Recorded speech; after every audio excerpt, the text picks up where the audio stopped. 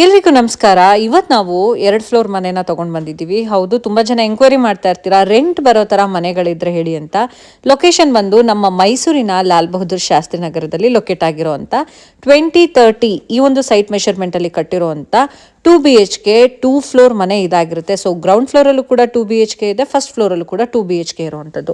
ಇದು MUDA allotted property ಆಗಿರುತ್ತೆ and 80% ವರೆಗೆ ನಿಮಗೆ ಬ್ಯಾಂಕ್ ಲೋನ್ ಕೂಡ ಅವೈಲಬಲ್ ಇರುವಂಥದ್ದು.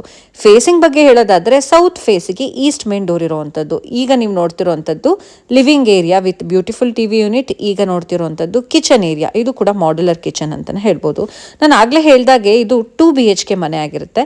ಸೊ ಬನ್ನಿ ಫಸ್ಟ್ ಬೆಡ್ರೂಮ್ ಯಾವ ಥರ ಇದೆ ಏನೋ ಅಂತ ನೋಡೋಣ. ಆ್ಯಂಡ್ ಈ ಒಂದು ಬೆಡ್ರೂಮಲ್ಲಿ ವಾರ್ಡ್ರೋಬ್ಸ್ ಕೂಡ ಆಗಿರೋ ಅಂಥದ್ದು.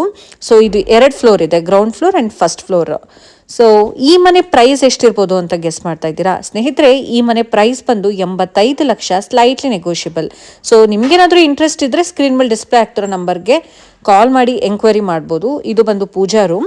ಆ್ಯಂಡ್ ಹಾಗೆ ನೀವೇನಾದರೂ ನಿಮ್ಮ ಪ್ರಾಪರ್ಟಿನ, ಅದು ಮನೆ ಆಗಿರ್ಬೋದು, ಸೈಟ್ ಆಗಿರ್ಬೋದು, ಸೇಲ್ ಮಾಡಬೇಕಂದ್ರೆ ಖಂಡಿತವಾಗ್ಲೂ ಕೂಡ ನಾವು ನಿಮಗೆ ಹೆಲ್ಪ್ ಮಾಡ್ತೀವಿ.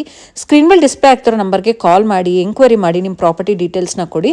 ಸೊ ನಾವು ನಿಮ್ಮ ಪ್ರಾಪರ್ಟಿನ ಸೇಲ್ ಮಾಡಲಿಕ್ಕೆ ಹೆಲ್ಪ್ ಮಾಡ್ತೀವಿ. ನೀವು ಪ್ರಾಪರ್ಟಿನ ಬೈ ಮಾಡಬೇಕು ಅಂದರೂ ಅಷ್ಟೇ.